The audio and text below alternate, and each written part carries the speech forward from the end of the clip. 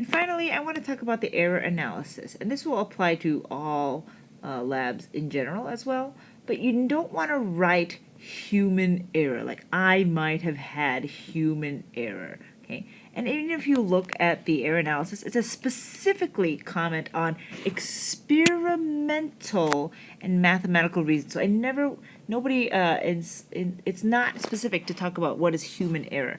The other kind of things you don't want to write about are incorrect masses. We have very expensive analytic balances that go to 4 decimals. Okay? You should not be having incorrect mass measurement. But don't tell me that you didn't zero the balance. Okay, those would not be examples of experimental errors. Experimental errors would be like the ones that we talked about in number 8.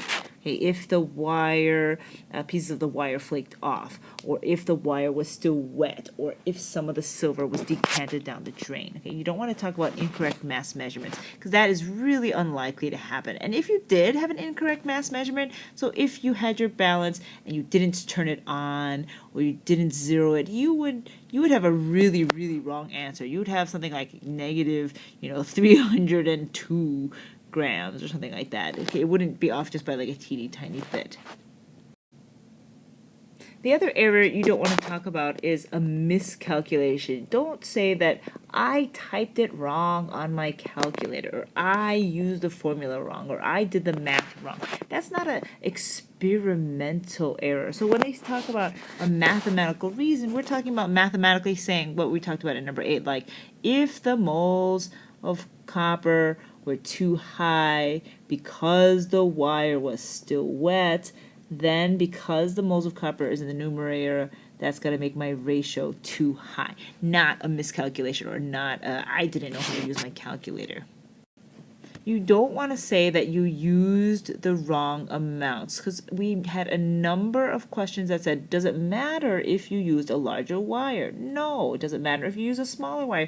No. Does it matter if you didn't use the exact amount of silver nitrate? No. None of those are going to make any difference in this lab. That's not going to be an error.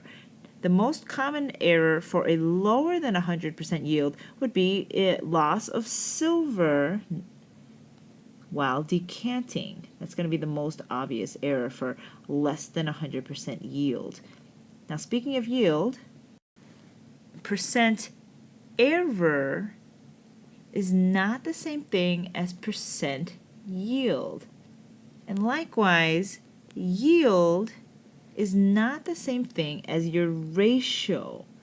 Yield is how much you actually made. That's usually measured in grams. So when you took your silver and you put it in your beaker or in your vial, ooh, I have all this silver. Yield is how much silver you had. Did you make a lot of silver? Did you make a little bit of silver? It has nothing to do with a percentage. It's just your overall yield. The ratio is dividing the copper to silver. So using a bigger wire, using more silver nitrate, that's going to change your yield, but that's not going to change your ratio. Okay, so using the analogy of Isabella and her shoes, Isabella might get bigger shoes, or she might have smaller shoes, but her ratio of shoes to Isabella is still 2 to 1. Okay, her shoe size might change over her lifetime, but not her number of feet. And then percent error, this is that calculation where it's your actual value that you got minus the expected or theoretical value. Sometimes you take the absolute value of those two, and you divide that by the expected value, and then you multiply that by 100% to turn into a percentage. Okay, that's calculating a percent error. So that's like when you're trying to measure, let's say, the acceleration due to gravity, and you subtract from 9.8. You would say, well, I got 10 meters per second squared. I'm going to subtract that from 9.8, and I'm going to divide that by 9.8 and see how off I was from the true acceleration due to gravity. That's an example of percent error. Percent yield is based on the stoichiometry. So you take your actual yield, what you actually got, over your theoretical yield. So according to Stoic, I should have gotten this certain amount. Okay, so those are two different things. So in this lab, it says, what happens if you get over 100% yield? So to help you think about this, okay, so think of percent yield as like your score on a test. So everybody knows what 100% means. That means you got all the questions right. Okay, you got a perfect score. Nothing wrong, nothing right. And everyone knows what happens if you get less than 100%. Let's say you get 97%. That means you could have gotten 100%, but you only got 97%. So you somehow lost 3%. And in this particular experiment, I think it's easy to come up with reasons for having less than 100% yield, as we talked about. Probably you spilled some of the silver while you're decanting. It's really hard to keep that in there. Now, what happens if you got over 100% yield, like 110%? On a test, that would be, wow, I got a bonus point, right? I got extra credit. But in nature, because of the law of conservation of mass, there's no bonus atoms that just appear. So then the question is, why would you have gotten over 100% yield? Why would you have made more silver, or appeared to have made more silver than you actually did? Now, one person wrote that you turned the copper into silver. There's no, the extra copper, there's no alchemy here. Okay, so that's not happened. I think you're trying to describe that somehow you magically force the copper to make more silver. That's not going to happen either in this case. Okay, so one person wrote that maybe the silver itself was still wet. So you're measuring the mass of the silver. So that's totally valid. So remember how we put the beakers in the drying oven and maybe it was still wet at the end. And then the other reason is, if you remember, we had our silver, and some of you had the red copper flakes.